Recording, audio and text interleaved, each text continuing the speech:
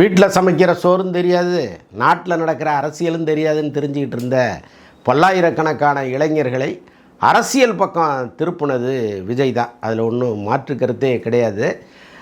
ஏன்னா நமக்கும் அரசியலுக்கும் என்ன சம்பந்தம் அப்படின்னு குறைந்தபட்சம் ஓட்டு போடுகிற எண்ணம் கூட இல்லாமல் அந்த வயதை தாண்டிய இளைஞர்கள் இங்கே ஆயிரக்கணக்கானவர்கள் இருக்காங்க. அவங்களுக்கு சினிமா மட்டுமே ஒரே லைஃபு, ஒரே பொழுதுபோக்கு சினிமா மட்டும்தான். அப்புறம் அந்த மாலை நேர அரட்டைகள், தேவையில்லாமல் மண்டைக்குள் திணித்து கொண்ட படிப்பு, இதை தாண்டி அவங்களுக்கு வேறு உலகமே கிடையாது. ஆனால் அப்படிப்பட்டவங்கள்ட்ட திடீர்னு ஒரு அரசியல் தலைவராக விஜய் வந்து நிற்கும் பொழுது, ஐயையோ நம்ம அண்ணன் வந்துட்டாரே, நம்ம சும்மா இருக்கக்கூடாதுன்னு சொல்லி அவன் அரசியலை தெரிஞ்சுக்க ஆரம்பிக்கிறான். பல ஊர்களில் நாம் பார்க்குறோம், அவங்களுக்கு ஒன்றுமே தெரியல. அவங்கள்ட்ட மைக்கை நீட்டி ரொம்ப அசிங்கமாக வந்து அந்த கட்சியை 4 பேர் திட்டுற அளவுக்கு கிரியேட் பண்ணிகிட்ருக்காங்க. அதெல்லாம் வந்து அந்த அளவுக்கு தான் அவங்களுடைய அறிவு இருக்குங்கிறதுல ஒன்றும் மாற்று கருத்தே கிடையாது. ஆனாலும் நான் இந்த அரசியலோடு என்னை சம்மந்தப்படுத்தி கொள்வேன் அப்படின்னு அவ்வளோ பெரிய கூட்டத்தை கொண்டு வந்த விஜய் இன்றைக்கி அந்த கூட்டத்திற்கு எதிராக தலை குனிந்து நிற்கிறாரா, தலை நிமிர்ந்து நிற்கிறாரான்னு நமக்கு தெரியல. ஆனால் அவருடைய செய்கை தலை நிமிர்ந்து நிற்க வைக்கும்படி இல்லை. அதுதான் ஒரு வரியில் சொல்ல வேண்டிய விஷயம். நான் கூட இந்த சம்பவத்திற்கு பிறகு, எந்த சம்பவத்தை நான் சொல்ல வரேன்னு உங்களுக்கு தெரியும். அந்த சம்பவத்துக்கு பிறகு ஒன்று தோணுச்சு. 67 ரிப்பீட் ஆகி அண்ணா வருவார்னு நினச்சிக்கிட்டு இருந்தால் 96 ரிப்பீட் ஆகி விஜய் சேதுபதி வந்து நிற்கிறாரு, என்னையா அது அநியாயமாக இருக்குது அப்படின்னு நான் நினச்சேன். அந்த அளவுக்கு மிக மோசமான ஒரு வேலையை விஜய் செஞ்சிட்டாரு. அது மட்டும் இல்லை, இப்போ கடந்த மீட்டிங்கில் வந்து அவர் பேசும்போது சொன்னார், நம்ம எல்லா கட்சிகளுமே எதிர்க்கிறாங்க அப்படின்னு சொன்னார். உண்மை அதுதான். கடைசியாக கொஞ்சோண்டு ஒட்டிக்கிட்டு இருந்த காங்கிரஸும் திமுகவோட போயிருச்சு. அப்போ ஆல்மோஸ்ட் வந்து எல்லாருமே எதிர்த்து தான் நிற்கிறாங்க. இப்போ பாருங்கள், திமுகவினுடைய ஐடி விங்கிலேயே 900 பேருக்கு மேலே வேலை பார்க்குறாங்களாம். அப்போ அதிமுகவில் ஐடி விங்கில் எவ்வளோ பேர் வேலை பார்ப்பாங்கன்னு பாருங்கள். நாம் தமிழர் கட்சி அவங்க தானாகவே ஒவ்வொருத்தரும் ஐடி விங்காக மாறி உலகம் முழுக்க இருக்கிறவங்க போட்டு அடின்னு அடிச்சிட்டு இருக்காங்க. அப்போ இந்த ஐடி விங்குகளை சமாளிப்பதற்காக விஜயினுடைய விர்ச்சுவல் வாரியர்ஸ் தன்னந்தனியாக நின்று கேடயத்தையும் வாளையும் சுற்றிக்கிட்டே இருக்காங்க. நாள் முழுக்க 24 ஹவர்ஸும் அவங்களுக்கு இந்த வேலையை நிறுத்தவே முடியாத அளவுக்கு இருக்குது.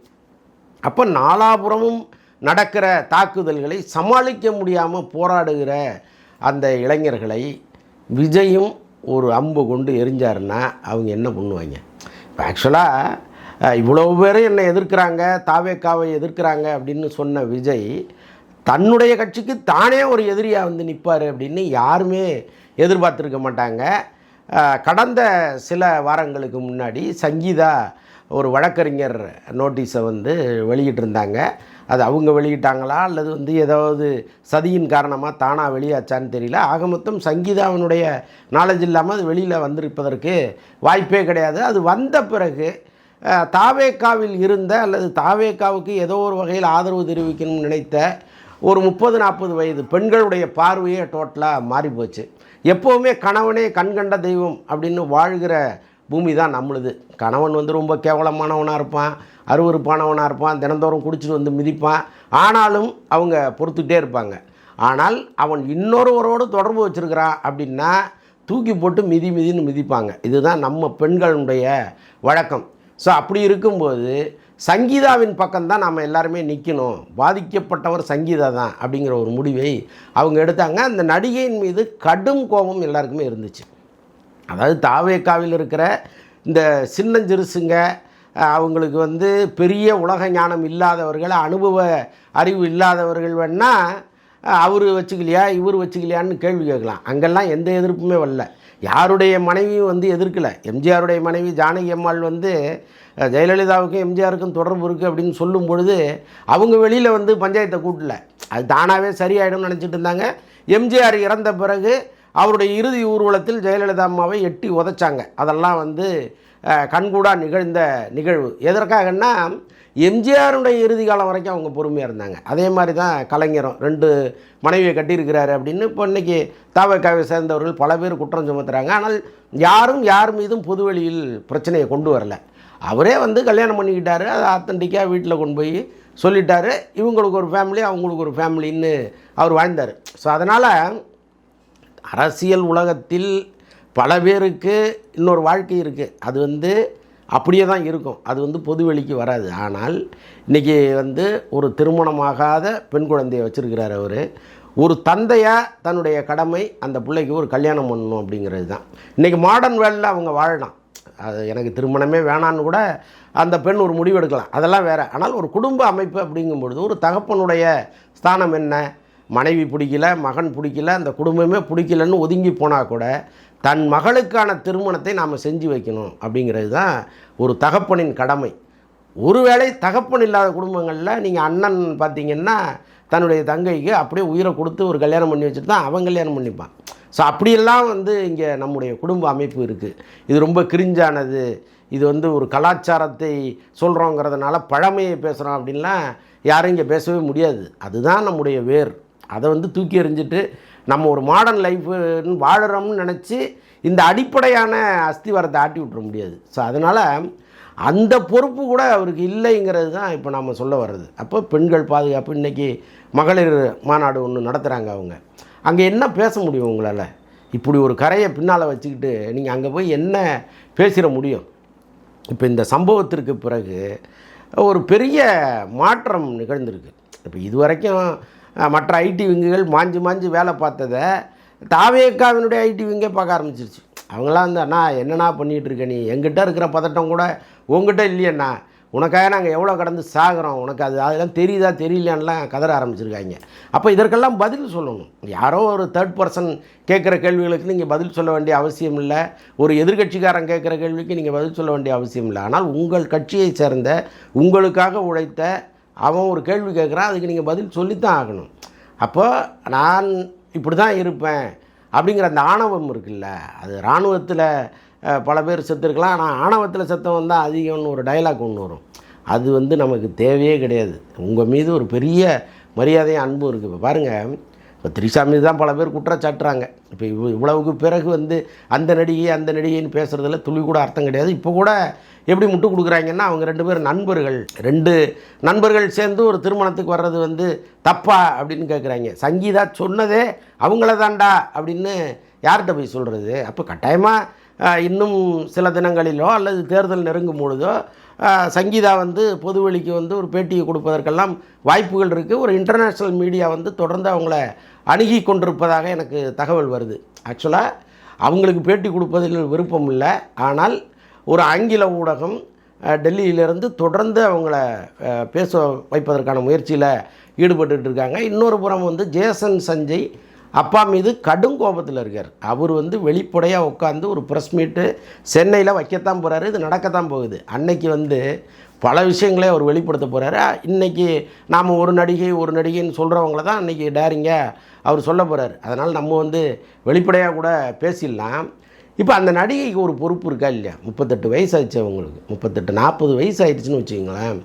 அப்போது ஒரு பெரிய அரசியல் கட்சி தலைவர் ஒரு மாற்றத்தை நோக்கி நகர்ந்துட்டு இருக்காரு. அவரே இந்த திருமணத்துக்கு நாம் சேர்ந்து போகலான்னு சொன்னால் வேண்டாங்க, இப்போ நாம் போனோம்னா தேவையில்லாத சர்ச்சைகளை அது உருவாக்கும், அதனால் வேண்டாம், நீங்கள் தனியாக போங்க, நான் தனியாக போகிறேன் அப்படின்னு சொல்லிட்டு போகிறது தானே அறிவு. அந்த அறிவு உங்களுக்கு இல்லையா? ஆனால் திரிஷாட்டை அதை எதிர்பார்க்க முடியாது. ஏன்னா இப்போ பாருங்கள், ரொம்ப ஆரம்ப காலத்தில் குருவி படத்தில் முதலில் புக் செய்யப்பட்டவர் நயன்தாரா தான்.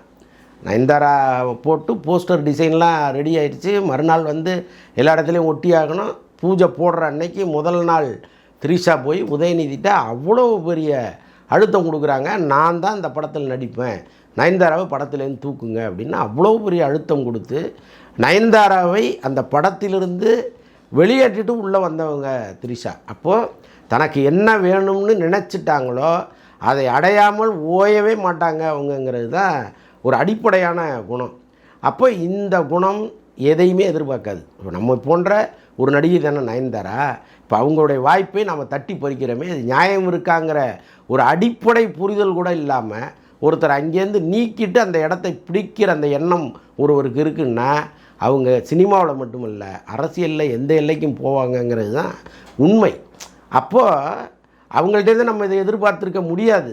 ஆனால் நீங்கள் யாரோடு பழகிறீங்க, எல்லா இக்கட்டான நேரத்திலும் தனக்கு சரியான அறிவுரையை சொல்கிறவர்கள் மட்டும்தான் வாழ்க்கை துணையாக இருக்க முடியும்.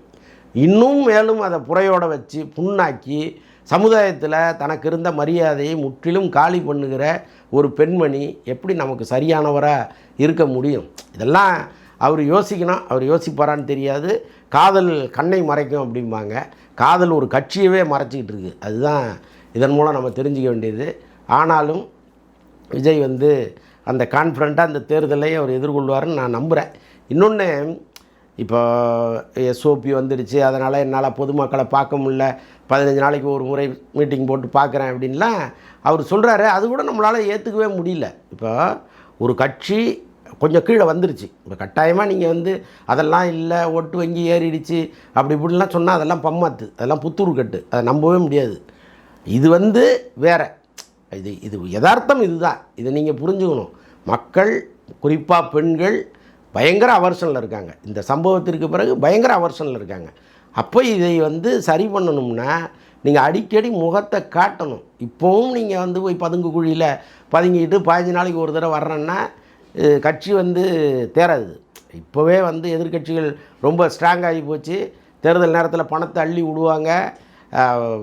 உங்கள் கட்சியினர் பூத்து பக்கமே நெருங்க முடியாத அளவுக்கு ரவுடிசம்லாம் இருக்கும். அதையெல்லாம் சமாளித்து நிற்கணும்னா நீங்கள் முதல்ல ஸ்ட்ராங்காக நிற்கணும். நீங்கள் வெளியில் வர்றது பெரும்பாடாக இருக்குது. இப்போ எஸ்ஓபி வந்துடுச்சு, அதனால் வந்து எங்களை அனுமதி கொடுக்கலன்னா வெளியில் வர முடியாது அப்படின்னு சொல்லுவதெல்லாம் நம்மளால் ஏற்றுக்கவே முடியாது. கலைஞர் வந்து அத்தனை வயசில் காலையில் கிளம்பிடுவார். கிளம்பி நேராக அறிவாலயம் போவார். அறிவாலயத்துலேருந்து முரசொலிக்கு வருவார்.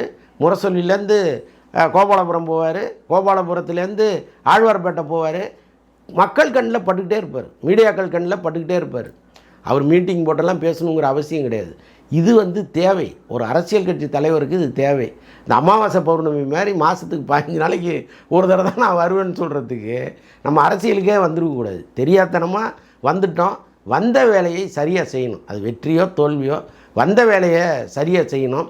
அதில் வந்து பல படிகள் கீழே நிற்கிறார் விஜய். மேலும் கீழே இழுப்பதற்கு திரிஷா போன்றவர்கள் தயாராக இருக்காங்க. கவனமாக இருங்க, அவ்வளோதான். ஏன்னா சினிமாவை விட்டுட்டு வந்தீங்க, இங்கே அரசியல் உங்களுக்கு கை கொடுக்கலன்னா மீண்டும் சினிமா பக்கம் போக முடியாது. ஏன்னா சினிமாவில் ஏற்கனவே தொடச்சி வச்சுருப்பாங்க. உங்களுடைய நாற்காலி பிடுங்கப்பட்டிருக்கும். அதுக்கப்புறம் நீங்கள் வந்து அந்த இடத்தை பிடிப்பதுங்கிறது சாதாரண விஷயம் இல்லை. வேறு யார் ஆட்சிக்கு வந்தாலும் அதற்கான சந்தர்ப்பத்தை உங்களுக்கு தரவே மாட்டாங்க. ஸோ அதெல்லாம் இருக்குது. வாழ்வா சாவா போராட்டத்தில் உங்களுடைய நோக்கம் முழுக்க ஒரே திசையில் இருக்கணுமே தவிர, இது இங்கே கலர் கலராக ஒன்று தெரியுது அந்த பக்கம் போகலாம் அப்படின்னா அது பேரழிவுக்கு அடையாளம்.